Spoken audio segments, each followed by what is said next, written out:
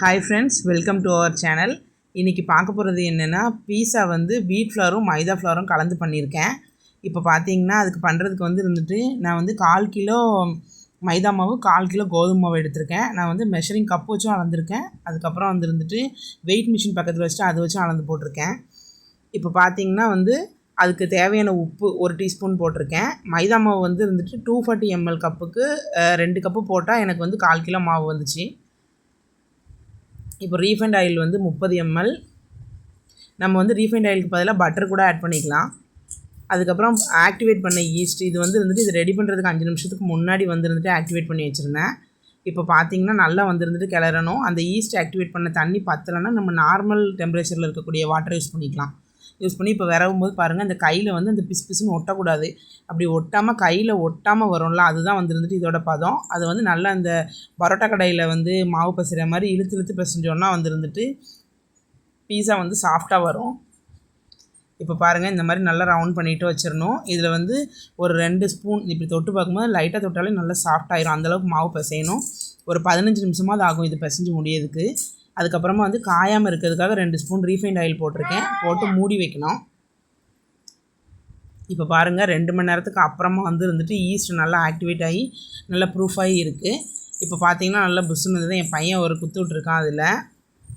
இப்போ இந்த மாவு இதுக்கு அடுத்து விறகுறப்போ நல்லா ரொம்ப போட்டு ஃபஸ்ட்டு அழுத்தம் கொடுத்து விரவுன மாதிரி விரவக்கூடாது. சும்மா லைட்டாக பரட்டி விட்டாலே போதும். இப்போ வச்சுட்டு இந்த மாவில் நான் இந்த பிஸ்கட் பண்ணுற ட்ரேயில் தான் பண்ண போகிறேன் பீஸா. இப்போ எங்களுக்கு இதில் நான் விரவுன மாவில் நான் பாதி மாவு எடுத்துட்டேன். இப்போ இந்த மாவு ஒரு மாவு வச்சே ஃபுல்லாக பண்ணால் அந்த ட்ரே அளவுக்கு கரெக்டாக வரும். இது பாருங்கள், இது மேஸ் ஃப்ளார்னு சொல்லிட்டு கடையில் வச்சுருக்காங்க. இப்போ நம்ம பீஸா ஷாப்லலாம் பார்த்தீங்கன்னா ஒரு எல்லோ கலரில் ஒரு பவுட்ரு போட்டு தான் பீஸா டோவை பெருசு பண்ணுவாங்க. இது எதுக்காண்டினா நமக்கு அந்த பீஸாக்கு அடியில் நல்லா மொறுமொறுன்னு ஒரு க்ரஸ்ட்டு ஃபார்ம் ஆகிருக்கும். அது வரதுக்காக தான் இந்த ஃப்ளார் யூஸ் பண்ணணும். நீங்கள் மைதா மாவு வச்சு பண்ணிங்கன்னா அது அப்படியே தான் இருக்கும். அதனால தான் இந்த மாவு வச்சு பண்ணணும். இப்போ பாருங்கள், நான் கொஞ்சமாக அந்த ட்ரேயில் பட்டர் தடவிக்கிட்டேன். இப்போ அந்த பவுடரும் லைட்டாக டஸ்ட் பண்ணிவிட்டு, இந்த பவுட்ரு எல்லா பக்கமும் ஒரே மாதிரி படணுன்னா அந்த ட்ரேயை அடியில் எப்படின்னு நம்ம தட்டி விட்டோம்னா எல்லா பக்கமும் ஈவனாக பட்டுரும். இது ஒரு 1/2 இன்ச்சு கனம் இருக்கிற அளவுக்கு, அதை விட கொஞ்சம் கம்மியாக இருக்கலாம். ஆனால் அதுக்கு மேலே இருந்தால் ரொம்ப பன்னு மாதிரி ஆயிரும். இப்போ பாருங்கள், ஃபுல்லாக எல்லா பக்கமும் ஒரே மாதிரி சைஸில் இருக்க மாதிரி பண்ணிட்டேன். ஆனால் அந்த விளிம்பை நம்ம நல்லா அந்த விரல் வச்சு ஓரமாக அமுக்கி விடணும். அதுக்கப்புறம் எனக்கு பட்டர் டேஸ்ட்டு பிடிக்குன்றதுக்காக கொஞ்சம் பட்டர் அப்ளை பண்ணிக்கிட்டேன். இப்போ ஃபோர்க் வச்சு இப்படி நல்லா குத்தி விட்டிங்கன்னா இந்த பன்னு ரொம்ப புஃப்னு அப்படியே புஷ்ஷுன்னு ஆகாமல் கரெக்டாக அந்த டோ அளவுக்கு நமக்கு கரெக்டாக வரும். அதுக்காண்டி தான் குத்தி விடுறது. இது பீஸா சாஸ். இது ஏற்கனவே இதுவும் வீடியோ போட்டிருக்கேன். இப்போ பாருங்கள், ஸ்ப்ரெட் சீஸ் நான் யூஸ் பண்ணியிருக்கேன். இது என்கிட்ட ஏற்கனவே ஸ்டாக் இருந்தது. அதனால் நான் சீஸ் துருவி போடாமல் அதில் அந்த சீஸை யூஸ் பண்ணிக்கிட்டேன். இப்போ எல்லா பக்கமும் படுற அளவுக்கு இதை போடணும். இப்போ பாருங்கள், ஒரேகனோ. இது ரோஸ்மெரி ஒரேகனோ சீசனிங்னு சொல்லிட்டு அந்த வீடியோவும் நான் ஆல்ரெடி அப்லோட் பண்ணியிருக்கேன்.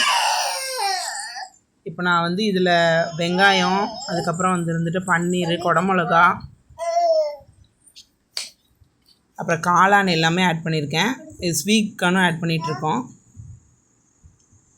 எங்களுக்கு இது ஒரு டின்னர், பிரேக்ஃபாஸ்ட் அந்த மாதிரி ஏதாவது ஒரு இதுக்கு பண்ணதுனால நாங்கள் பெரிய பீஸாகவே பண்ணிப்போம். இப்போ பாருங்கள், இது துருவி வச்சுருக்க சீஸு. இது நான் வீட்டில் எடுத்த சீஸ் உங்களுக்கு ஏற்கனவே காட்டியிருக்கேன். அரைகுறையாக திரிஞ்சு பால் வச்சு எடுத்த சீஸ் தான். நல்லா அழகாக பொங்கி வரும்.